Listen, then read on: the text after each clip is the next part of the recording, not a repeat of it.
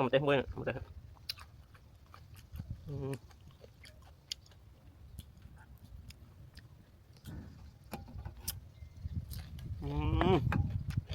được ba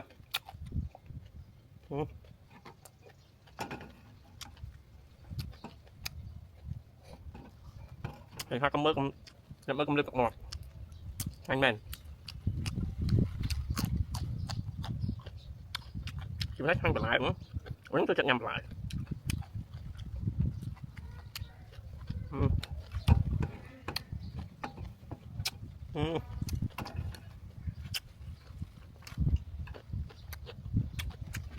ngon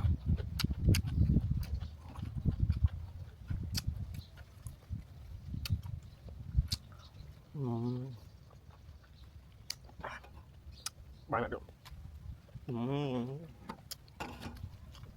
vậy đó lại cái tôi cho này không lại